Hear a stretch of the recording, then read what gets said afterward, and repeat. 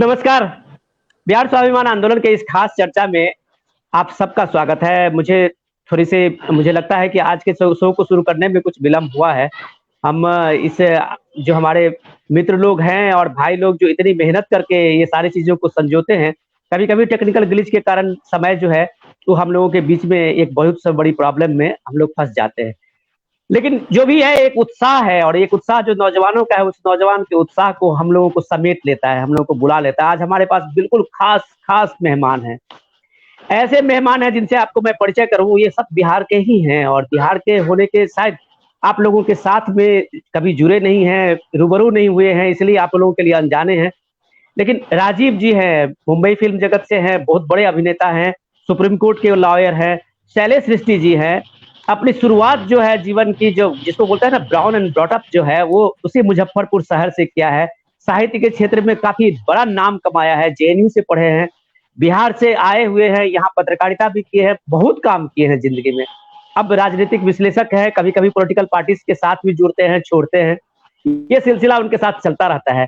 अभिषेक जी है औरंगाबाद से, बहुत धाकड़ आदमी है अभिषेक जी, उन्होंने बहुत शानदार काम किया है। अभिषेक जी ने एक इंस्पिरेशन दिया है कि यूथ को जो एग्रीकल्चर सेक्टर में जो एम्प्लॉयमेंट है, जो सबसे ज़्यादा अभी भी बिहार में अगर आप कहें, तो बिहार में 70% एम्प्लॉयमेंट जनरेशन का जो है लोड सिर्फ एग्रीकल्चर पे है। और उस एग्रीकल्चर पे एक पढ़ा लिखा आदमी, एक सक्सेस आदमी जो शहर से गाँव लौटता है और कृषि रत्न पाता है, तो ऐसे लोगों को तो सैल्यूट बनता है। तो अभिषेक जी को हम लोगों का सैल्यूट है कि उन्होंने बिहार में एक इंस्पिरेशन दिया और लोगों को आश्वस्त किया कि यहाँ भी रोटी है, यहाँ भी रोजी-रोटी हम कमा सकते हैं। हमारे साथ जो पांडे जी हैं, भवानी पांडे जी का सबसे कमाल का है कि इनकी पहचान तो म्यूजिक से है, इनकी पहचान लोकगीत से है, इनकी पहचान जो है लोक परंपरा से है। लेकिन ये बिहार की मिट्टी से हैं, इसलिए बिहार को बखूबी जानते हैं और हम आज इनके टैलेंट को भी सुनेंगे, हम आज शैलेश जी को भी सुनेंगे, हम राजीव जी को भी सुनेंगे। राजीव जी का हमने वक़्त लिया है, क्योंकि राजीव जी अभी आज दिल्ली आए हुए थे और हमने इनको रिक्वेस्ट किया था और राजीव जी हमारे पास आ गए हैं। इनको शायद कोई चैनल भी जाना होगा, तो शायद इनके लिए थोड़ी जल्दीबाजी भी है, लेकिन फिर भी हम अपने पहले एक भूमिका पे आते हैं कि शैलेश जी हम लोग क्यों आज जमा हुए हैं। हम कोई इलेक्शन कैंपेनिंग और इलेक्शन के कोई मैनिफेस्टो और इलेक्शन का कोई पॉलिटिकल पार्टी और लीडर की चर्चा नहीं करते जा रहे हैं। हमारा सिर्फ इश्यू जो है बिहार स्वाभिमान का जो नाम है, ये स्वाभिमान की बात है। बिहार का एक स्वाभिमान, ये स्वाभिमान सबसे ज्यादा स्ट्रगल है आज बिहार के लोगों के लिए।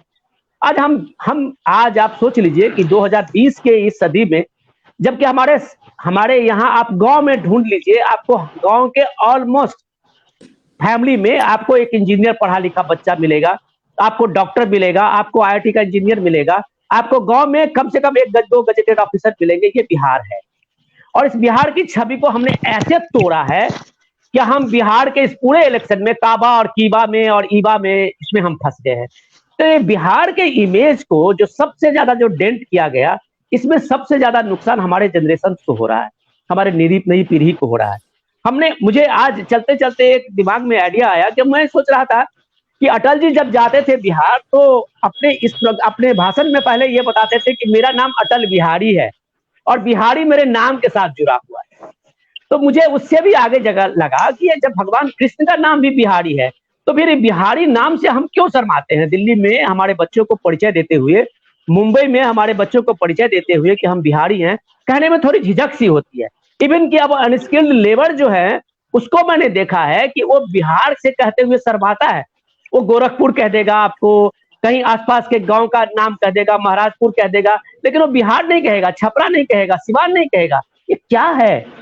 ये क्यों हम छुपा रहे हैं अपने बिहार और अपने बिहार की अस्मिता को, जिस बिहार ने पूरे दुनिया को हमेशा एक रास्ता दिया है।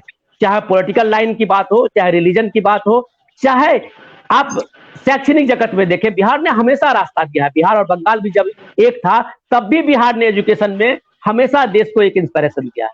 और इस बिहार में आज हम बिहारी कहने से शर्माते हैं, तो डेफिनेटली आप कह सकते हैं कि बिहार का जो पॉलिटिकल क्लास है, जो हमारे लीडरशिप है, उसमें हमारे बिहार के इमेज को तार-तार करके रखा हुआ है।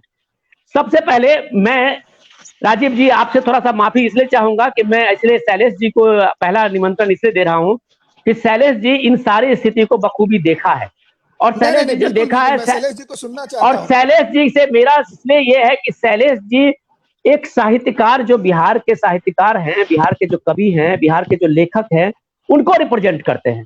और बिहार में आपको याद होगा, इसमें हमारे जब हुकूमत बननी शुरू हुई थी, इलेक्शन भी शुरू हुआ था, तो उस दौर में भी हमारे राष्ट्र कवि दिनकर जो थे वो भी सांसद होते थे, हमारे सुरेंद्र नाथ सुमन थे वो भी सांसद होते थे, हमारे रामवृक्ष बेनीपुरी राजनेता बने थे। ऐसे कई लोग हैं जिनका एक ट्रैक रिकॉर्ड है, जो साहित्य की दुनिया से पॉलिटिक्स में आए हैं और बिहार के इमेज को हमेशा एक बना के रखा है। राष्ट्र कवि भी हमारे यहाँ से हुए हैं, दिनकर भी हुए हैं, सुमन जी भी हुए, ऐसे कई लोग हैं। तो आज इस बिहार को क्या हो गया? साहित्य तो अपनी जगह है ही, फिर इस बिहार को क्या हो गया कि कोई साहित्यकार नहीं है, कोई साहित्यकार की राजनीति में चर्चा नहीं है, एक नया क्लास आ गया। ये शैलेश जी, ये पतन कैसे हुआ? देखिए, आपने बहुत अच्छी बातों का जिक्र किया है। मैं एक बात कह के आरंभ करना चाहता हूँ कि बिहार की जो सामूहिक भागीदारी रही है, खास तौर पर 73-74 साल में, वो उसका जो पतन हुआ है उसके कई कारण हैं। एक कारण ये है कि अगर हम शिक्षा में आगे बढ़े, हमारी प्रतिभाएं आगे बढ़ी, तो उन प्रतिभाओं ने राजनीति को अपना मकसद नहीं बनाया, वो पैसा कमाने की तरफ गए, बदहाली को दूर करने की तरफ गए। और दूसरी ओर अगर हम सामूहिक भागीदारी की बात करें तो बहुत निगेटिव दिशा में वो सामूहिक भागीदारी हुई है। जैसे मैं बताता हूँ कि सामूहिक भागीदारी है ना, भ्रष्टाचार क्या है, सब लोग मिलकर के लूट रहे हैं, ये भी एक समूह है, भ्रष्टाचारियों का समूह है, बिचौलियों का समूह है, दलालों का समूह है। तो बिहार को पूरी तरह से घेर लिया गया और उससे क्या हुआ, जो बुद्धिजीवी तबका था उसको साइड लाइन कर दिया गया। अब अगर अपराधी सामूहिक तौर पर अपराध करेगा तो उसकी छवि बनेगी। अब आप क्या उम्मीद करते हैं कि राष्ट्रकवि दिनकर की परंपरा यहाँ चलेगी? क्या बेनीपुरी की परंपरा चलेगी? क्या जयप्रकाश की परंपरा चलेगी? नहीं, बिहार को बुरी तरह से डैमेज किया गया है। उसका कारण है कि हमने अंग्रेजी मिसरूल को देखा है, हमने जमींदारी सिस्टम को देखा है। और बिहार में पढ़ने लिखने का मतलब क्या है? बिहार में पढ़ने लिखने का मतलब क्या है कि अगर कोई इंजीनियर बनता है, डॉक्टर बनता है, तो हम उसको ये नहीं पूछते हैं कि भाई आपके पास 2 साल में इतना धन कहाँ से इकट्ठा हो गया। आप उसकी समाज उसको ये तय नहीं करता है कि करप्ट आदमी है, तो वो बहुत निगेटिव दिशा से आगे बढ़ता है, लेकिन समाज का एक उदाहरण बन जाता है, वो एक उदाहरण एग्जाम्पल उसका सेट हो जाता है। तो हमारी सामूहिक भागीदारी हुई है, बहुत निगेटिव दिशा में हुई है, और जिसको हम लोगों ने सच मान लिया, उसी को आज अनैतिक कर्मों को हम लोगों ने नैतिक मान लिया है। साहित्य इसकी इजाजत नहीं देता, कला में इसकी इजाजत नहीं है। साहित्य इंस्पिरेशन का काम करता है। नेताओं के पास कोई इंस्पिरेशन नहीं है। आज दिनकर नहीं है, आज बेनीपुरी नहीं है, वो एक उदाहरण है। उनकी कविताओं को, रचनाओं को लोग कोट करते हैं। रेणु की चर्चा, रेणु के ऊपर तीसरी कसम, फिल्मी जगत से जुड़े हुए हैं पांडे जी, जानते हैं तीसरी कसम रेणु ने। रेणु के कोसी सीमांचल को अगर आप देखिए तो वहां की क्या स्थिति है। आज भी सीमांचल रेणु के मैला अंचल से ज्यादा बदला नहीं है। एक पुल बन गया है तो लगता है कि मिथिला और सीमांचल के बीच की दूरी कम हो गई। तो आप देखिए कि 74 साल में एक पुल बना। विश्वेश्वरैया की बात मान ली गई होती तो भाखड़ा नंगल से भी बड़ी परियोजना कोसी के रूप में, कोसी जो शोक है वो आनंद का हमारी नदी हो जाती, और आज पूरा का पूरा मिथिलांचल, पूरा का पूरा सीमांचल वो आज हमको एक नवजीवन देता। हमारे जो पलायन का, जो सामूहिक भागीदारी का मतलब क्या है कि समूह का पलायन हुआ है। जो भागीदारी बिहार के निर्माण में होता, जो उससे बिहार का जो स्वाभिमान जगता, वो नहीं जग पा रहा है। उसका कारण यही है कि सामूहिक पलायन हुआ है। हर कास्ट के लोग बिहार से भागे हैं। शैलेश जी, आपने मुझे बहुत अच्छा एक लीड दिया है। मैं इसी बात पर पांडे जी से पूछूंगा। पांडे जी, आपने एक चर्चा में काफी दिन पहले मैंने राजीव पांडे से सुना था कि उन्होंने कहा था कि जो एक गुजरात मॉडल है या महाराष्ट्र का मॉडल है, ये एक सक्सेस स्टेट के रूप में कैसे डेवलप हुए? एक कोऑपरेटिव, एक कॉपरेशन था समाज का, अलग अलग फील्ड में वहां कोऑपरेटिव का एक ऐसा दौर चला कि क्रांति बनी। बिहार का कोऑपरेटिव आपको याद ही होगा कि जब भागवत झा आजाद आए तो कैसे वो लूट का अड्डा बना हुआ था, और भागवत झा ने पूरी तरह से उस जो कोऑपरेटिव माफिया था उसको मार भगाया और उसको खत्म किया। लेकिन वो कोऑपरेटिव जो गुजरात में एक सक्सेस मॉडल बना लोगों के समूह से, महाराष्ट्र में बना और कई साउथ के स्टेट में बना, बिहार में कोऑपरेटिव जो है, वो कॉपरेशन जो है, सामाजिक भागीदारी जो हम लोगों की थी, पूरा समाज एक दूसरे पर डिपेंड था, वो खत्म हो गई और एक इंडिविजुअल एक क्राइसिस बनी। एक इंडिविजुअल एम्बिशन को लेके लोग शुरू हुए और वहीं से लोगों में आपस में एक राइवलरी शुरू हुई। मैं राजीव पांडे जी से बेहतर समझना चाहूंगा क्योंकि इन्होंने इस दोनों स्थिति को झेला है, मुंबई जैसे इलाके में संघर्ष किया है, एक स्टूडेंट से मुंबई में अपने को सर्वाइव करते करते ये फिल्म इंडस्ट्री में पहुंचे, अमिताभ बच्चन तक के साथ में काम किया। तो इन्होंने क्या अपने को महसूस किया सामाजिक भागीदारी का और एक इंडिविजुअल जो राइवलरी है उस चीजों का। विनोद जी, पहले तो मैं बता दूं कि मैं प्रोफेशनली लॉयर हूं, एक्टिंग में मजे के लिए करता हूं और अब तक 6 फिल्में कर चुका हूं मैं, और मुझे लगता है कि मैं कम से कम अगले 20 साल में काफी फिल्में करूंगा। दूसरी बात, जो आपने कोऑपरेटिव मूवमेंट की बात कही, तो मैं एक बात आज बताना चाहता हूं कि जो बिहार में भागवत झा आजाद के टाइम में था कोऑपरेटिव मूवमेंट का असर, लूट का जो ऑर्गेनाइज लूट का जो अड्डा बना, महाराष्ट्र में आज वो स्थिति पहुंच गई है और वहां भी कोऑपरेटिव मूवमेंट खात्मे के कगार पे है। ये मैं केवल एक जो फैक्ट है वो बताना चाहता हूं। उस दिन जो मेरा कहना था कि इंडिविजुअल ब्रिलियंस और जो कोऑपरेटिव जो हमारा सक्सेस होना चाहिए वो नहीं हुआ, लेकिन इसके पीछे किसी क्लास को हम जिम्मेवार नहीं ठहरा सकते। अभी शैलेश जी ने कहा कि नेताओं का कल्चर, मुझे लगता है कि नेता कोई तीसरे ग्रह के प्राणी नहीं है, वो हमारे और आपके बीच से निकल करके आ रहे हैं। जैसे हम लोग हैं वैसे हमारे नेता हैं। नेता कौन है? आज हर गांव में नेता है, हर वार्ड प्रमुख जो है ना वो नेता है, हर फील्ड में एक टीचर यूनियन में भी नेता है। तो मुझे लगता है कि जो समाज के रूप में जो हमारा डिके हुआ है उसके कारण से बिहार की बदहाली है, और इसके लिए हम किसी एक क्लास को जिम्मेवार नहीं ठहरा सकते। नेता क्यों ऐसा हुआ? क्योंकि जनता ने ऐसे नेताओं का समर्थन किया। अगर अपराधी, जब मैं 10th की पढ़ाई कर रहा था और जब मैं दिल्ली आया तो दिल्ली यूनिवर्सिटी में लोग हमसे केवल सुनना ही चाहते थे कि दो महाबली हैं, जो बाहुबली है बिहार में, उनकी चर्चाओं से ही भरा हुआ रहता था हर समय। तो जो हमारी अच्छी बातें थी, जो दिनकर और बेनीपुरी की बात हम कर रहे हैं और विद्यापति जी की बात ही नहीं हुई उस जमाने में, 30 साल से 1990 से जो मैं देख रहा हूं, तो हमारे यहाँ बात ही होती थी ऐसी। आपने देखा होगा कि जो नेशनल मीडिया था वो केवल और केवल वहां के जातीय दंगों में जो एक नरसंहार का दौर था वही दिखाया जा रहा था। तो इससे हमारा जो ओवरऑल जो ब्रांड था बिहार का, उस पर इसका बहुत खराब असर पड़ा। अगर आज आप लेकर के आए तो हम लोग क्या बिहार के मुद्दे जो हैं, इस चुनाव की भी मैं बात करता हूं, मैं क्रॉस द पार्टी लाइन कहता हूं, क्या इस चुनाव में भी जो बिहार के मुद्दे हैं, रियल मुद्दे पर क्या बात हो रही है? मेरा ऐसा मानना है कि जनता रियल मुद्दे पर जब आएगी तो नेता को तो आना ही पड़ेगा, और नेता बाहर नहीं जा सकते, तो जनता को रियल मुद्दे पर लाना है। अगर मुझे एक बात बताइए, किसी पॉलिटिकल पार्टी के मैनिफेस्टो में, मैं भारतीय जनता पार्टी के लिए काम करता हूं, भारतीय जनता पार्टी इस विषय पर काम कर रही है, लेकिन आज तक बिहार में बेरोजगारी है, भ्रष्टाचार है।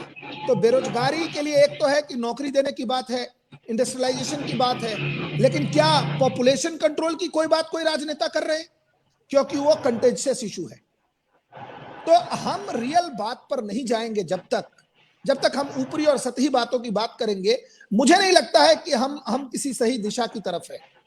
जहां तक है कि अगर बिहार जी मैं आपने बीजेपी की बात की और पॉलिटिकल पार्टी की बात की, तो मैं एक कल्चर की बात कर रहा हूं जो मुझे अभी अभी याद आया आपकी बातों से। अटल जी की बात मैं ये कर रहा हूँ, मुझे थोड़ा सा उसमें स्मरण है, हो सकता है उसमें शैलेश जी जोड़ देंगे, कि जब एक गुजरात में जो भूकंप आया था 2002 की, शायद आपको याद होगा, लातूर में और सॉरी गुजरात में, और बहुत बड़ी तबाही हुई भुज में। तो उससे पहले लातूर में भूकंप आया था और वहां भी बहुत तबाही हुई थी काफी देर पहले तक। तो उसमें यह था कि जब वह भूकंप आया और इतनी बड़ी तबाही हुई थी, तो अटल जी के सामने में कई लोगों ने अपने अपने तरीके से चीजों को रखा कि इस भूकंप का रिहेबिलिटेशन कैसे हो। तो अटल जी एक भाषण में बता रहे थे कि शरद पवार जी उनके पास आए और उन्होंने कहा कि लातूर के भूकंप का मुझे एक्सपीरियंस है कि इसको कैसे रिहेबिलिटेशन करें, लोगों को कैसे बचाएं, कैसे जिंदगी पटरी पर लाए, तो हम आपके सेवा देने के लिए तैयार हैं। और अटल जी बहुत खुश हुए। और आप जान सकते हैं कि अटल जी की सरकार थी और अपनी सरकार के लोगों को लाने के बजाय उन्होंने उसका जो भूकंप का डिजास्टर मैनेजमेंट की जो कमेटी बनाई, उसमें शरद पवार जी को अध्यक्ष बनाया। तो ये एक कल्चर है, जिस कल्चर से लोगों ने वहां की उस दौर तक की परंपरा में जो एक एक्सपर्टीज है, जो एक्सपीरियंस आदमी है, उसको राजनेताओं ने अपने अपने इलाके में, अपने अपने जगह में उनको यूज किया, उनको काम में लगाया। नेताओं की तरफ से भी एक तरह से प्रोत्साहन मिलता था कि हाँ, हम काम करने के लिए तैयार हैं। मैं अभिषेक जी आपके पास आता हूँ। राजीव जी की बात को मैं थोड़ा सा और लूंगा, क्योंकि उनको एक अपना एक्सपीरियंस है उन सब सारी चीजों का। लेकिन अभिषेक जी हम लोगों से थोड़ा सा बेहतर है। शैलेश जी बेहतर इसलिए हैं कि जी उन्होंने पढ़ाई लिखाई की, अच्छी पढ़ाई की, और उसके बाद वो नौकरी के लिए हम लोगों की तरह शहर में नहीं रुके। वो गांव आए, आज औरंगाबाद में है, और एग्रीकल्चर के सेक्टर में उन्होंने बहुत अच्छा काम किया। इनको कृषि रत्न भी अवार्ड भी मिला है। और उन्होंने एक जो एम्प्लॉयमेंट के बिहार में जो एक क्राइसिस है, जब आप हम जानते हैं कि इंडस्ट्री में एम्प्लॉयमेंट हमारे यहाँ जीरो है, हाई स्किल का, लार्ज स्किल इंडस्ट्री का हमारे यहाँ कोई अता पता नहीं है। आप जिस मिथिलांचल की बात कर रहे थे शैलेश जी, उसमें आजादी के समय में भी वहां 9 बड़ी बड़ी चीनें मिली थी। वहां अशोक पेपर मिल था, वो दरभंगा महाराज का बनाया हुआ था, जिसको लोग मिथिला को बैकवर्ड कहते हैं। तब भी वहां जो औद्योगिकरण था, इंडस्ट्रियलाइजेशन था, वो बिहार आज 70 साल में नहीं हो पाया। तो मैं ये जो एक एक चीज पहल तो उन्होंने, जी जी बताइए। दरभंगा महाराज भारत के वेल गवर्न महाराज थे, उनसे बढ़िया राजा कोई हुआ नहीं। और भारत का जो ये गणतंत्र है और गणतंत्र का जो सिस्टम है वो सब डिराइव्ड फ्रॉम दरभंगा महाराज। आप इसको वाह, इतिहास अपने में देखें। बहुत अच्छा जी इनपल्स है। तो मैं अभिषेक जी से ये जानना चाहूंगा, थैंक यू शैलेश जी इसमें ऐड करने के लिए। लेकिन अभिषेक जी को जानना चाहूंगा कि वो जो बिहार गए, और बिहार में कोई एक एग्रीकल्चर को एक प्रॉफिटेबल बिजनेस बनाए, जो आज कोई भी गांव का किसान खेती करना नहीं चाहता, और उन्होंने इन सारी चीजों का एक एक्सपेरिमेंट करके दिखाया और खेती बाड़ी को एक प्रॉफिटेबल बिजनेस बनाने की बात की। ये कैसे संभव हुआ और क्या चैलेंज है बिहार में, अगर कोई आदमी अभी चाहे कुछ करने के लिए? अभिषेक जी। जी नमस्कार। ये संभव करने के लिए 3-4 चीजें हैं जिसका ख्याल रखना होता है। पहला ये है कि आपके यहाँ मार्केट का क्या पोजीशन है। अगर आप मार्केट को स्टडी कर लेते हैं तो फिर आपको समझ में आ जाता है कि चीजें आपको फ्रेश देनी है या फिर आपको प्रोसेस करके देना है या प्रिजर्व करके देना है। तो मैंने जो प्राइमरी स्टडी की उसमें ये एक चीज बहुत क्लियर था कि आपके यहाँ फूल की जरूरत है, चाहे वो छोटी शादी हो चाहे बड़ी शादी हो। और फूल के उत्पादन में आप कहीं हैं ही नहीं। मतलब इनफैक्ट अगर आप गेंदा का एक छोड़ दीजिए तो ना तो आप रजनीगंधा उगाते हैं, ना आपके पास एरिका पाम उगता है, ना आपके पास ऑर्किड उगता है, ना आपके पास कार्नेशन है, ना ही आपके पास जरबेरा है। तो इन वाह। सब के लिए आप कहीं ना कहीं फ्लाइट पे डिपेंड है। मैंने सिर्फ उसी चीज को आइडेंटिफाई करके छोटे छोटे पैमाने पर इन फूलों को उगाया, जिसको प्रोटेक्टेड वे में भी उगाते हैं, जिसको खुले वे में भी उगाते हैं।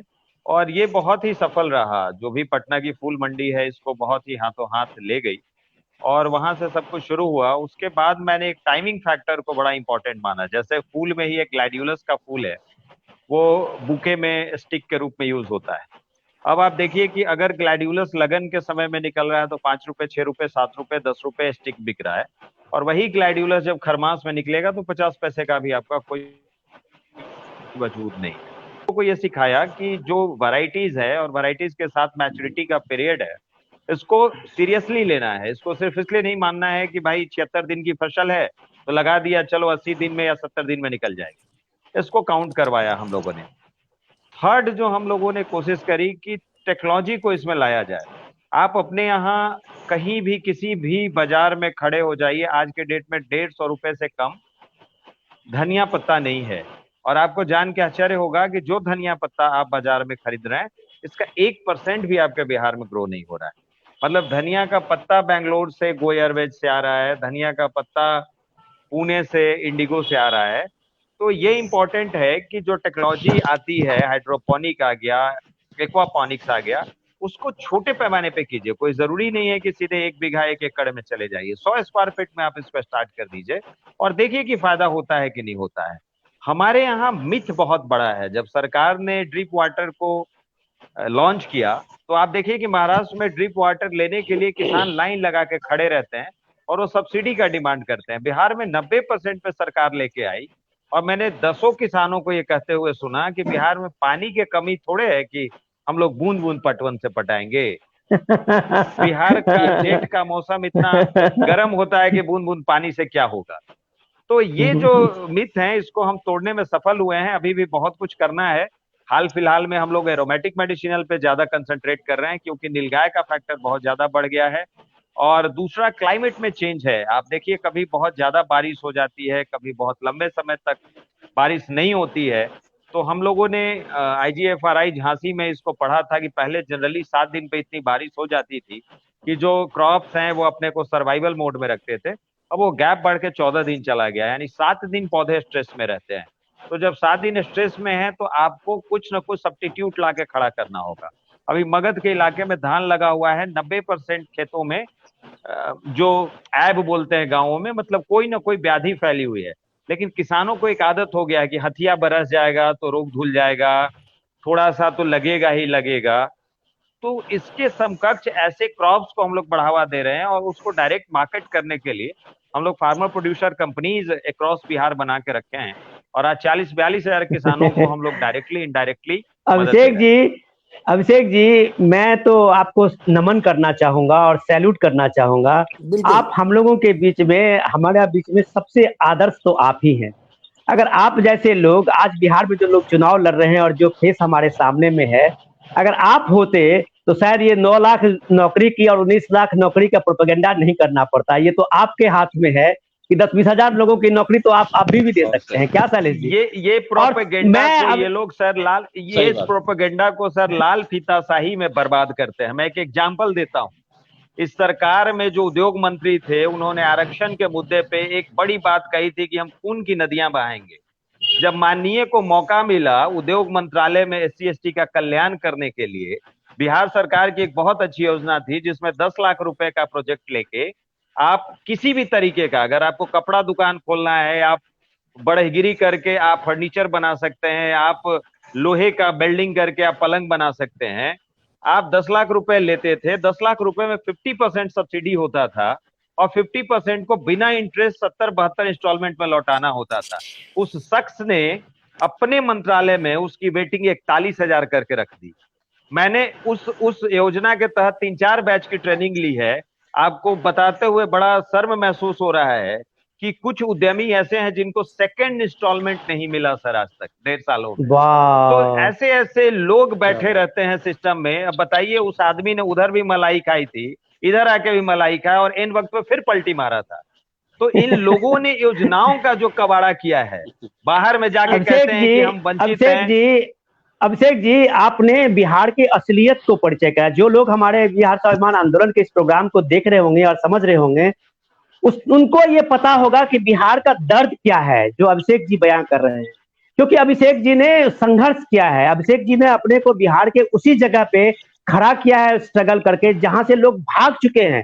आज जिनके पास 5 एकड़ जमीन है, 4 एकड़ जमीन है, वो सिक्योरिटी गार्ड में काम कर रहे हैं। आप शैलेश जी को पूछ लीजिए, लेकिन बिहार में वो अपनी खेती पे नहीं जा रहे हैं, क्योंकि वो कह रहे हैं कि उसमें खेती में मुनाफा नहीं है। चलिए, एनीवे, ये तो हम लोगों का दर्द है। हम लोग इस दर्द को झेलेंगे, कब तक झेलेंगे ये पता नहीं। लेकिन मैं भवानी जी के पास आता हूँ। भवानी जी का जो परिचय मैंने आपको बताया है कि भगवानी जी गीत और संगीत के परंपरा को जिया है बिहार में। तो इतने बाहरी बहस के बीच में जो एक रे ऑफ होप जो बोलते हैं ना, हम लोग को एक अभिषेक जी से मिला है। और हमें नाज है कि अभिषेक जी जैसे कई नौजवान जो हैं वो बिहार गए हैं और बहुत बढ़िया कर रहे हैं, और यही उम्मीद है हमारा। और इसी उम्मीद के बीच में मैं पहले भवानी जी से कहूंगा कि भवानी जी, आप पहले अपना परिचय अपने गीत से दीजिए तो बेहतर होगा कि हम लोग भी कुछ समझें कि बिहार का ये गीत अभी भी जिंदा है। भवानी जी। जी, सबसे पहले तो आप सभी श्रेष्ठ हैं, गुणीजन हैं और सीनियर्स हैं, तो सबको प्रणाम। और आप सभी बहुत ज्यादा अनुभवी हैं, तो हम बहुत कुछ तो सब सुन रहे हैं, बहुत अच्छा लग रहा है आपको सुनने में। तो हम जरूर शुरुआत करेंगे पहले गीत से, गीत से, संगीत से शुरुआत करेंगे। और आज महाअष्टमी का दिन भी है, तो देवी माँ के भजन से शुरू करेंगे। वाह, बहुत। तो एक भजन हमारा रिकॉर्ड भी मैंने किया था, तो हम सुनाते हैं।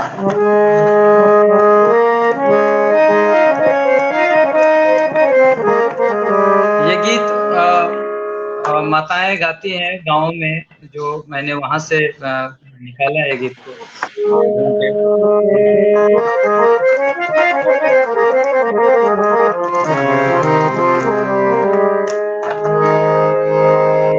चिरौरा डरी आए देवी मैया नीचे दुआर रे,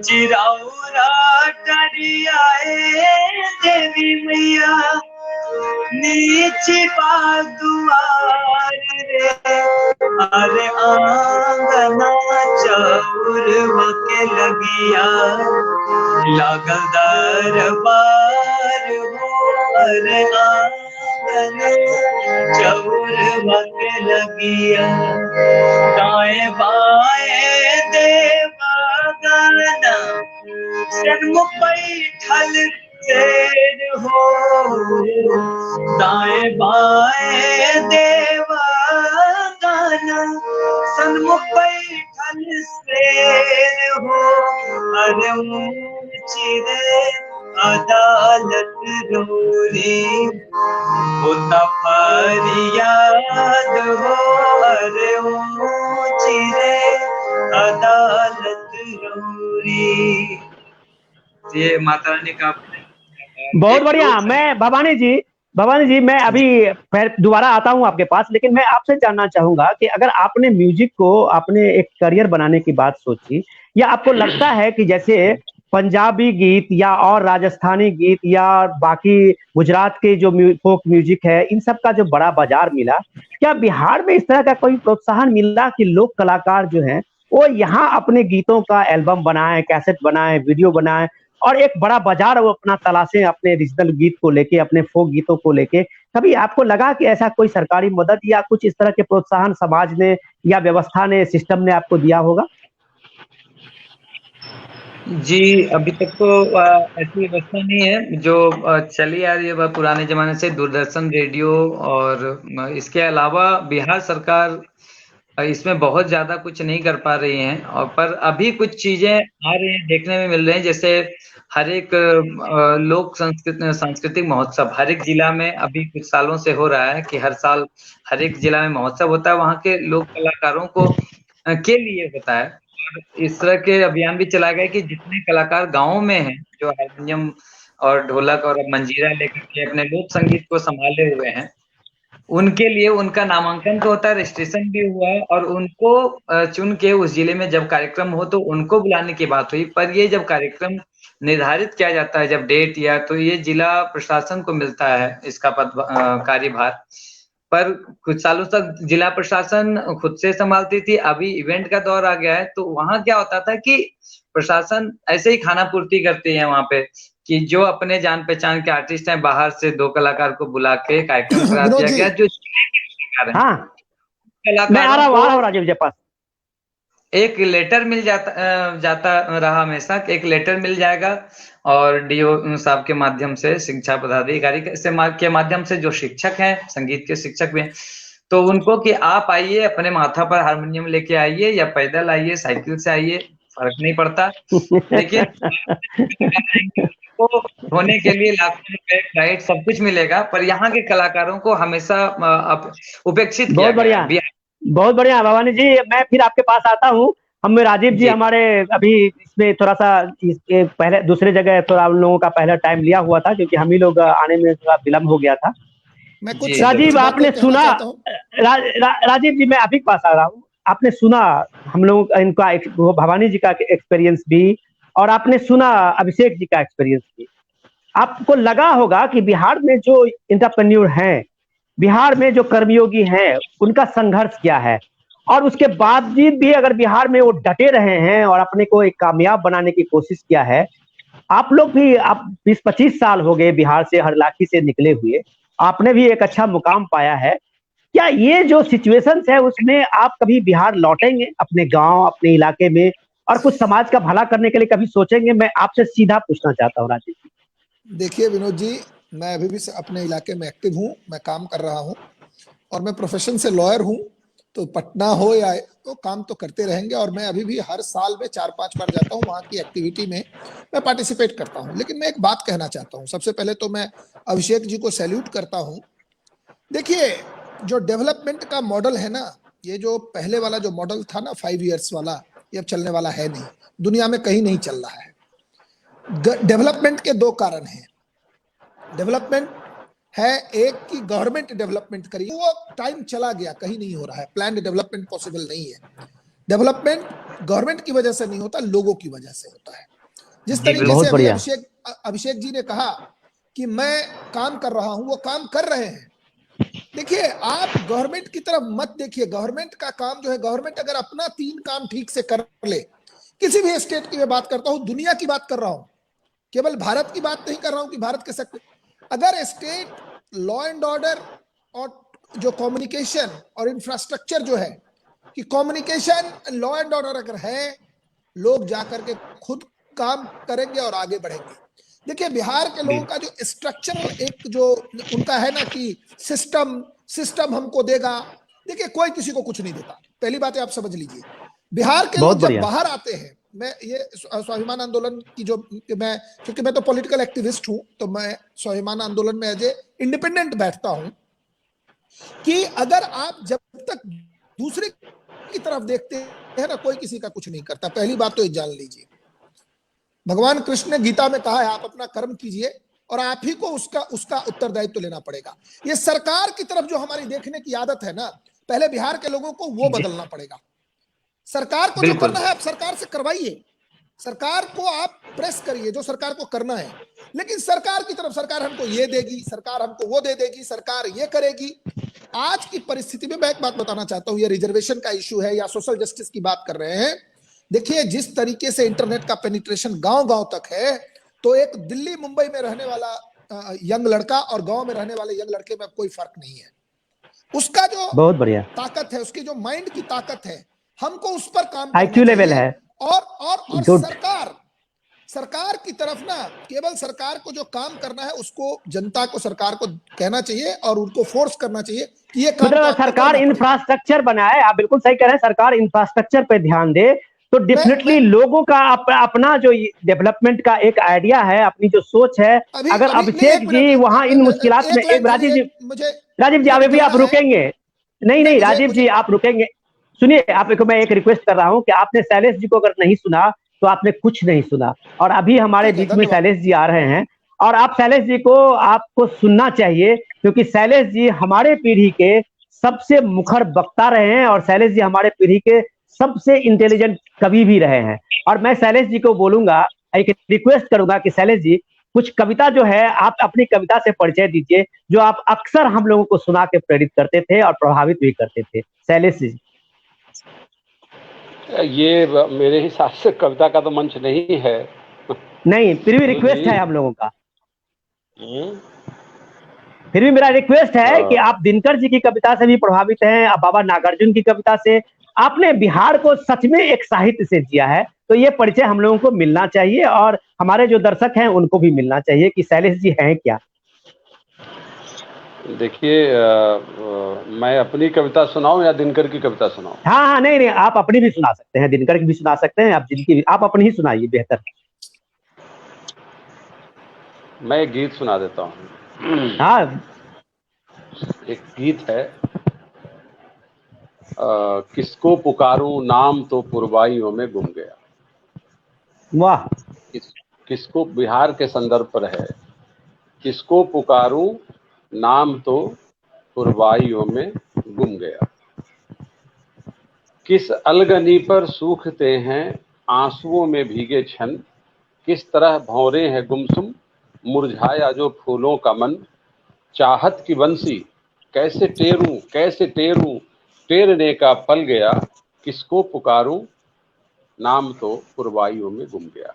देखिए, बिहार में एक नाम ही नहीं है जिस नाम को लेकर बिहार की अस्मिता पर बात हो सके। बिहार में ऐसा कोई उदाहरण नहीं है जिसको लेकर हम स्वाभिमान व्यक्त कर सके कि ये हमारा स्वाभिमानी चेहरा है। जो 70-72 साल में जो एक बिहार बनना चाहिए था, सामूहिक भागीदारी, गुजरात की बात पांडे जी ने की, पांडे जी के माध्यम से आपने सहकारिता की बात की, तो बिहार का सहकारिता आंदोलन तो भ्रष्टाचार की भेंट चढ़ गया। और सहकारिता कहाँ है बिहार में? तो सब कुछ छीना झपटी है, सब कुछ छीना झपटी है। एक भाई को मदद करने को तैयार नहीं है। आप जमीन की बात करते हैं, जो भी जिनके पास भी जमीन है, चाहे वो सवर्ण है, चाहे वो पिछड़ी जाति के लोग हैं, चाहे वो दलित हैं, आप चले जाइए बिहार के झगड़े देखिए, जमीन के झगड़े क्यों है? हम नहीं देंगे उसको। अगर ये सारे लोग मिलकर के इकट्ठा मतलब एक सरोकार को बनाए कि हमको इसमें काम करना है उस जमीन में।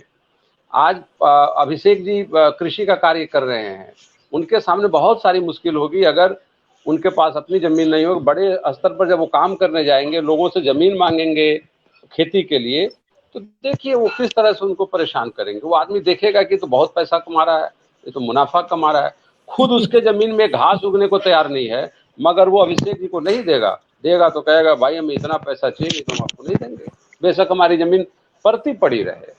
तो ये स्वार्थ और छल की भूमि है बिहार, और ये कोई आज से नहीं है, इसका इतिहास मगध के समय से है, इसका इतिहास वैशाली के समय से है।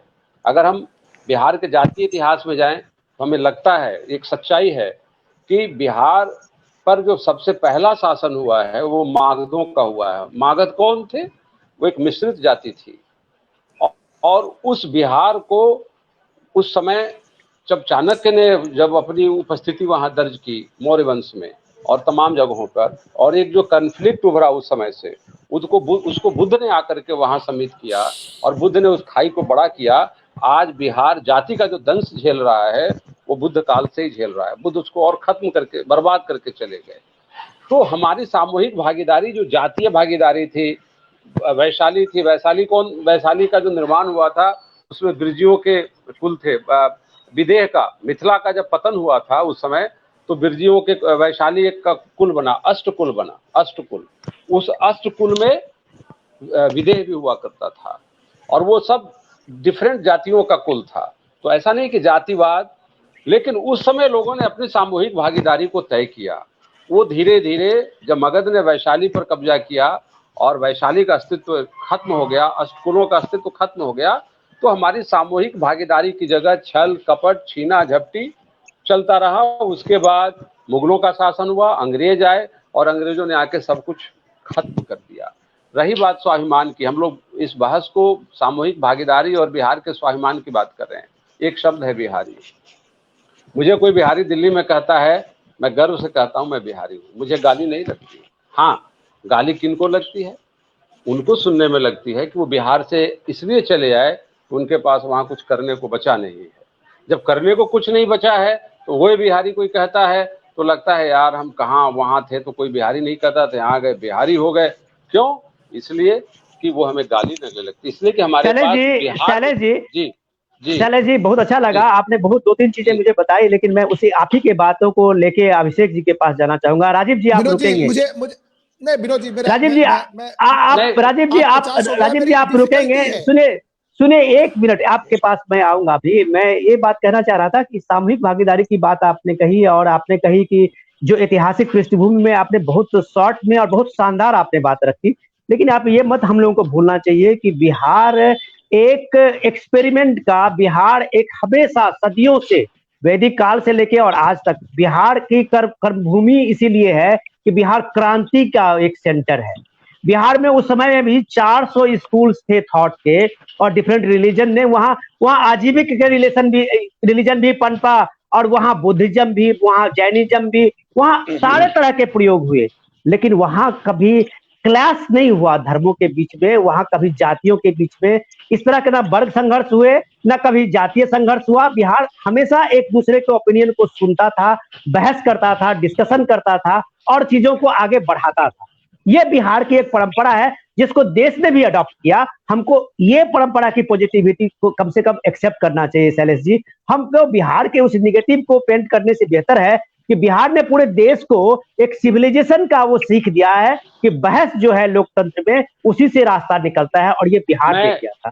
मैं अभिषेक जी से पास आता हूँ। राजीव जी, आप अभिषेक जी के बात सुनेंगे? मैं राजीव जी को पहले रोक के अभिषेक जी के पास इसलिए आ रहा हूं कि हम लोगों के बीच में जो बिहार में जाके एक्सपेरिमेंट करने वाला शख्स है वो अभिषेक जी। अगर कहीं सरकार के लोग अगर हम लोगों की बात सुन रहे हो या अभिषेक जी की बात सुन रहे हो या सरकार बनाने के लिए जो अभी कोशिश में है वो अगर अभिषेक जी की बात सुन रहे होंगे तो शायद उनको मदद भी मिलेगी कि बिहार में ये जो सगुफे छोड़ रहे हैं, नारों के से और बड़े बड़े वादे कर रहे हैं, उनको अभिषेक जैसे लोगों से मिलना चाहिए, उनको बताना चाहिए कि भैया मैनिफेस्टो क्या होनी चाहिए जिसमें लोगों का सरोकार दिखे। अभी तो ये हवाई बात कर रहे हो। अभिषेक जी, क्या आप लोग ये इन सरोकारों से कितने नौजवानों को जोड़ पाए हैं और क्या कितने नौजवानों को जोड़ पाने की पॉसिबिलिटीज बिहार में है? देखिए, जोड़ने की बात जहां तक है, हम लोग जोड़ पा रहे हैं और इनफैक्ट बहुत अच्छे अच्छे लोग हैं जिन्होंने A2 मिल्क को आगे बढ़ाया, ऑर्गेनिक को आगे बढ़ाया हुआ है, हर्बल को पकड़ा हुआ है। लेकिन इससे मास कवर नहीं कर सकते आप। मास कवर करने के लिए जरूरी है कि अन्न जैसी चीजों पे आप आगे बढ़े। एक और उदाहरण देता हूं, मैंने SC/ST योजना में जो लंबित चीजें थी उसका उदाहरण दिया। आप समझिए, एक तरफ आपके मुख्यमंत्री कहते हैं कि हम बड़ी फैक्ट्री नहीं ला सकते, बड़ा उद्योग नहीं लग सकता। कोई भी उद्योग लगाने के लिए 11 से 12 तरह के सर्टिफिकेशन मस्ट हैं, जिसमें से लेबर लॉ, GST, माप तौल विभाग, बिजली कनेक्शन, पॉल्यूशन कंट्रोल, ये कुछ इंपॉर्टेंट चीजें हैं। मगध और शाहाबाद का इलाका धान उगाता है। कल प्रधानमंत्री जी शाहाबाद में रैली कर रहे हैं। उनको एक बार जरूर पूछना चाहिए था अपने पार्टनर अलायंस से कि बिहार में भी कितने बॉयलर इंस्पेक्टर कार्यरत हैं, कितने बॉयलर इंस्पेक्टर कार्यरत हैं। बॉयलर लॉ ऑफ इंडिया कहता है कि 6 महीने पर हर एक बॉयलर इंस्पेक्टर को बॉयलर का विजिट करना है, तब जाके उसको पता चलता है कि ये बॉयलर सही काम कर रहा है कि नहीं, प्रेशर सही काम कर रहा है कि नहीं। आप शाहाबाद और मगध में देखेंगे करीब करीब 600 राइस मिले हैं। आपके पास 1 से 2 बॉयलर और चीफ बॉयलर इंस्पेक्टर हैं साहब, जो आप पटना में बैठते हैं। आखिर उन एंटरप्रेनर को ये किस हिसाब से क्रश करते होंगे, कभी इसका अंदाजा किसी ने लगाया? आज 14 रुपए मंसूरी चावल औरंगाबाद और शाहाबाद की मंडियों में है और आप आके कोरी बातें कर रहे हैं कि हम MSP दिलाएंगे। ये सिंपल समझने वाली चीज है सर। आप भी अगर दुकान खोल के बैठेंगे, जिस चीज का चावल 14 रुपए किलो बाजार में है, आप 19 रुपए धान क्यों लेंगे? और सरकार क्यों लेगी, जो कोरोना काल में अपने बाकी रिसोर्सेज को भी बैक करके बैठी है कि हमको कोरोना से लड़ना है। शिक्षा विभाग के पैसे वापस ले लिए गए, सड़क के पैसे वापस लिए गए कि हमको कोरोना से लड़ना है। वो सरकार क्यों 19 रुपए का धान खरीद के 14 रुपए का चावल बेचेगी? यानी वहीं पे अक्षमता आएगा। और आप लोग जिस कोऑपरेटिव की बात कर रहे हैं, उनके सो कॉल्ड पैक्स सिर्फ मोहरे बना दिए जाएंगे। तो ये चीजें बहुत दर्दनाक हैं। जो सरकार का रुख है, जो सरकार की मशीनरी का रुख है, जो सरकार को बाकी चीजों के साथ सोचना चाहिए। इन्वेस्टमेंट का कहीं मतलब सिर्फ जमीन देना नहीं होता है, इन्वेस्टमेंट का कहीं मतलब सिर्फ बैंक से लोन प्रोवाइड कराना नहीं होता है। ये जो लाइसेंसिंग प्रोसेस है और इसमें आपके पास जो मैन पावर शॉर्टेज है, इसका भुगतान भुगत रहे हैं वैसे लोग जो छोटे छोटे इन्वेस्टमेंट करके बिहार में अपने को फंसा महसूस कर रहे हैं। बहुत बढ़िया। मैं राजीव जी अगर हमारे पास में हैं या चले गए, मुझे नहीं पता। राजीव जी हैं? नहीं है। मैं भवानी जी आपके पास आऊंगा। आप जब मैं आपकी तरफ आता हूं, अभिषेक जी तो मुझे जो जानकारी देते हैं तो हम लोगों के जो बिहार के बारे में एक उम्मीदें जो बनती है वो बुझती नजर आती है कि जो सिचुएशन है, जिस सिचुएशन में हम लोग देख रहे हैं और जो लीडरशिप होने का जो दावा लोग कर रहे हैं और बन के आ रहे हैं सामने में, मुझे नहीं लगता है कि उनको अभिषेक जैसे एंटरप्रेन्योर लोगों से कभी मुलाकात भी हुई होगी। या आपने प्रधानमंत्री की बात कही, प्रधानमंत्री को कभी उन इलाकों का फीडबैक भी दिया गया होगा कि इस इलाके में ये सब सारी चीजें हैं। जब बिहार का हर जिला जो है, पे डाला था सर, FB पे डाला था कि डेहरी के बगल में बारून है, एक बारून और डेहरी के बीच में सोन का ब्रिज है। आप उसी डेहरी के इधर बारून आ जाइए, आज आइए। कल प्रधानमंत्री की सभा हुई है ना, अभी कम से कम 500 ट्रैक्टर आपको रोड पे इलीगल तरीके से माइनिंग करते मिलेंगे। उन ट्रैक्टरों ने जो सड़क की हालत कर दी है कि 10 किलोमीटर चलने में अगर 2 महीने 3 महीने की प्रेग्नेंट लेडी अगर उससे गुजरे तो उसका मिसकैरेज हो जाएगा। और बगल में बैठ के आप कहते हैं कि हमने 15 साल तक बहुत अच्छा काम किया है। वो बुझा हुआ सड़क सिर्फ और सिर्फ खराब सड़क नहीं दिखा रहा है, आपके लॉ एंड ऑर्डर जिसके नाम पे आपने चेहरा चमकाया है, उसको दिखा रहा है कि आप और आपके लीगल खनन के वेंडर मिल के इलीगल माइनिंग नहीं रोक पा रहे हैं। आप इलीगल मैं तरीके से किसी के कार्य में रजिस्टर्ड किए गए ट्रैक्टर को चलने से नहीं रोक पा रहे हैं। अभिषेक जी, मैं तो ये जी सर। बताऊंगा कि आपको, ये आपके इंफॉर्मेशन से ही मुझे ये मिला लीड कि आप एक माइनिंग की बात कर रहे हैं और जहां माइनिंग होना है वहां हो नहीं रहे हैं। पूरा हो का नहीं रहा। पूरा कोसी का इलाका जो है वो रेत से भरा पड़ा है और वहां के सबसे ज्यादा अगर माइग्रेशन कहीं से हुआ है तो वहां हुआ है। वहां कोई मजदूरी की चीजें नहीं है। वहां अभी आप देखिए कि पूरा पानी अभी भी भरा हुआ है कई जगह पे। और वहां अगर रेत का, अगर सिर्फ रेत का ही काम हो तो पूरे देश का, अभी तक जो हमें स्वामीनोमिक्स का एक रिसर्च पढ़ा था तो उन्होंने बताया था कि पूरे देश का कम से कम 30% जो रेत की खपत है उसको बिहार पूरा कर सकता है अगर उसके पास में सही तरीके से माइनिंग हो। लेकिन हमारे पास मुझे लगता है कि इस इलेक्शन में भी कहीं इसकी चर्चा नहीं हुई है। हम सीधे सीधे जब जात आवाज से की, नहीं आ रही बंधु जी, आवाज। मेरा सीधे सवाल ये है कि इन सारी चीजों में जो एक लीडरशिप है वो हमारा लीडरशिप बहुत ही हर जगह पे, चाहे वो किसी भी पार्टी का हो, हर जगह लीडरशिप जो है वो 30 साल से नए चेहरे का आना लगभग जो है वो बंद हो गया है। मुझे लगता है कि यूथ का तो एक तरह से पॉलिटिक्स में माइग्रेट कर गया है पढ़े लिखे लोगों का। अब हाँ, परिवार के लोग कुछ आ रहे हैं नए यूथ के सामने में, हम देख रहे हैं, शायद वो बेहतर करें और बेहतर सोचे तो बेहतर होगा। मैं भवानी जी आपके पास आऊंगा। हम बहुत जो भारी भारी बात सुन लिए, अभी शैलेश जी से सुन लिए, अभिषेक जी से सुन लिए, आप कुछ ऐसा ही कुछ एक बढ़िया धुन बताइए जो बिहार का में लोग किस तरह से लोक परंपरा में आज भी जीवित हैं और लोक परंपरा को ही वो अपना एक आधार बनाते हैं। भवानी जी कुछ बढ़िया सुनाइए। लोक परंपरा बिल्कुल अभी भी जीवित है और लोक परंपरा अभी उसको बचा के रखने की बहुत जरूरत है और इसका प्रयास हम कर रहे हैं। क्योंकि जब दिल हिंदुस्तानी स्टार प्लस पे जब मेरा सिलेक्शन हुआ था, इंटरनेशनल शो था, और उसके बाद पिछले साल भी द वॉइस में मैं था लास्ट ईयर। तो मैं सूफी और जनरली हिंदी गाने और सूफी गाता हूँ, पर लोक संगीत से कभी अलग नहीं रहा। लोक संगीत को अपने अंदर संजोना, या कहीं लोकगीत अगर कहीं गांव में भी गाया जा रहा है तो उसको कलेक्ट करना, अपने पास रखना, उस जमा करना, तो ये काम, इस पे भी काम कर रहा हूँ। और अभी भी लोक संगीत को तो मैंने डिसीजन लिया था वहां पे कि फोक, जिस नहीं, प्रकार आप से मुझे आपने कहा था कि एक पंजाब और पंजाबी, हाँ का बाजार है। नहीं भवानी जी, मैं आपसे रुक रहा हूँ इसलिए कि हम लोग को समय कम है और अभिषेक जी का भी काफी व्यस्त आदमी है, इन लोगों का भी हम समय लिया। आप एक बढ़िया सुनाइए चलते चलते हम लोगों को, जो लगे कि हम लोगों को बिहार का वो दिल जो है हम वो आज भी जिंदा है और उसी लोकगीत के कारण जो है वो हम लोग का दिल धड़कता है। जरूर जरूर मैं बता दूं। 2 मिनट, 1 मिनट लूंगा, मैं ज्यादा समय नहीं लूंगा। जी जी जी जी। तो जिस प्रकार से पंजाबी गाने, राजस्थानी फोक जिस प्रकार से दिख रहे हैं, हम गा रहे हैं केसरिया वालम, या हम पंजाबी सुनते हैं, हमारे यहाँ डीजे में या शादी में भी पंजाबी गाने बजाते हैं लोग। और अभी क्या हो गया कि कुछ सालों से लोकगीत की परंपरा सामने नहीं दिख रही, वो छुप गई कहीं ना कहीं। क्योंकि भोजपुरी की जो स्थिति हो गई है, भोजपुरी इंडस्ट्री की या म्यूजिक की, वो बस अश्लीलता और इसके पीछे चली गई है, दब गई है। तो इसको ऊपर लाने की जरूरत है, इसमें अपग्रेड करने की जरूरत है, जिस प्रकार से पंजाबियों ने किया है, बहुत जबरदस्त तरीके से बदलाव किया। तो हम भी फ्यूजन और बिहार के लोक संगीत को कलेक्ट करके उसके फ्यूजन बहुत पे बढ़िया, काम कर रहे हैं।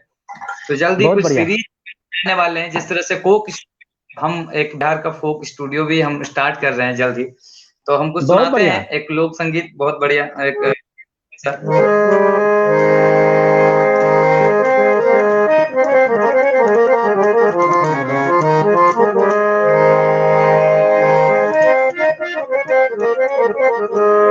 मैं, देखिए, कनेक्ट करता हूँ किस तरह से अपने लोक संगीत को आपको कंपेयर करके आपको दिखाता हूँ जोड़ के कि कैसे एक दूसरे का फोक में जुड़ा हुआ है हमारा राजस्थान हो, बिहार हो, पंजाब हो या बंगाल।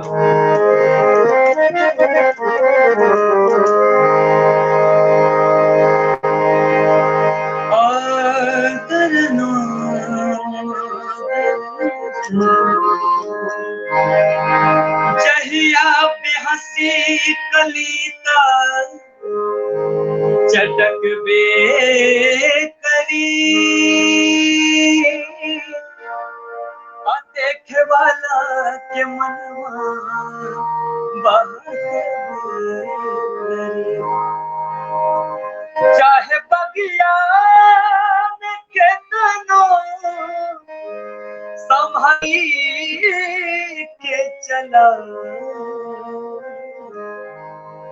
काट बाटे ता चराटत करी। हमारे यहाँ का पूर्वी बहुत प्रधान है, पूर्वी से बहुत जाना जाता है बिहार के लोक संगीत को। हम पूर्वी का देखिए गान और सुनाते कैसे, इसी से उत्थान जो होता है हर एक लोक संगीत का यही अंदाज में होता है।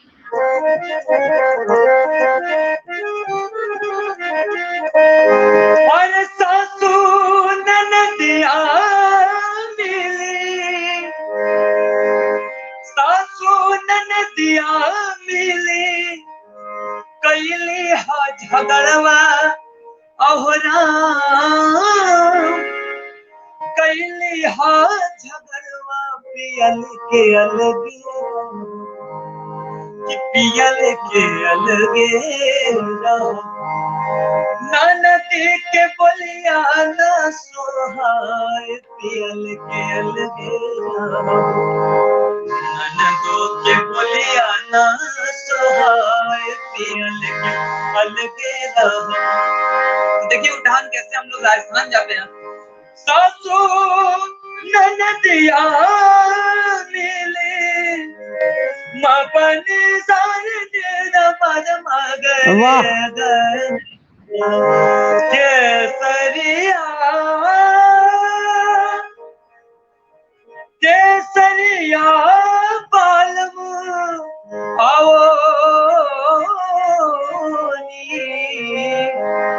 पधारो मारे देश, देश रे पधारो मारे देश। और देखिए पंजाब कैसे जुड़ा हुआ है हमारे से लोक संगीत के साथ, हमारे अंदाज में कैसे बोलते हैं।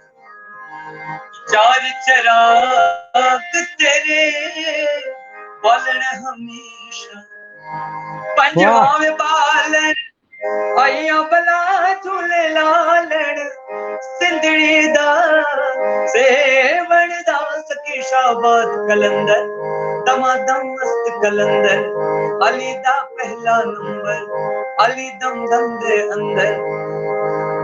कानपुर से कंगना की, बम्बई से बाला, जिला मोतिहारी से मोतियन के माला, लखनऊ से हार हसुलिया, चोलिया लागल जाली, मंगाई दा छपरा से चुनरिया छीट वाली। वाह, संगीत है बहुत बढ़िया अभिषेक जी। अभिषेक जी, अब हम लोग के पास, सॉरी भवानी जी, हम लोग के पास टाइम कम है और लगभग खत्म प्रोग्राम करने का हम लोगों को ये मिल रहा है इंडिकेशन भी। तो बहुत अच्छा लगा अभिषेक जी से खास करके जुड़ने से। हम लोगों ने बिहार के बारे में, जो काबा ईबा में बिहार फंसा हुआ है, उससे निकल के मुझे पहली बार लगा कि बिहार में भी टैलेंटेड लोगों की भरमार है। इस बिहार में अभिषेक जी हैं, इस बिहार में भवानी जी स्ट्रगल कर रहे हैं लोक म्यूजिक को, लोक परंपरा के चीजों को जिंदा रखने के लिए, उसको एक बाजार बनाने के लिए, उसमें लोगों का जो है भागीदारी बढ़ाने के लिए, नए उभरते हुए कलाकारों को स्पेस देने के लिए ऐसे अभिषेक जी लगे हुए हैं कि बिहार में एक होप देने के लिए कि पढ़े लिखे लोगों का आज भी बिहार स्वागत करता है। आप सरकार को छोड़ दीजिए, आप अपने तरीके से बिहार को बनाने में, मैं 10 साल पहले भी देखा था ऐसे कई पढ़े लिखे नौजवान जो थे वो बिहार वापस आए और बिहार को बनाने में भरपूर योगदान दिया। तो बिहार आज भी अगर बनेगा तो वही जो बिहार का सूत्र है आगे बढ़ने का, सामाजिक भागीदारी से बनेगा। स्वाभिमान बिहार का तभी कायम होगा जब हमारे पढ़े लिखे यूथ जो है वो वापस आएंगे और बिहार को बनाने में अपना योगदान देंगे। फ्री से कुछ नहीं मिलता, बड़े बड़े आश्वासन से कुछ नहीं मिलता। बिहार को अपने बनाना है, बिहार को अपने पैरों पे खड़ा होना है। तो अभिषेक जी को जैसे लोगों को हमें सामने में लाना होगा। आप सबका बहुत बहुत धन्यवाद। मैं अभिषेक जी आपका हार्दिक अभिनंदन करता हूँ। नमस्कार। धन्यवाद सर, आपका भी।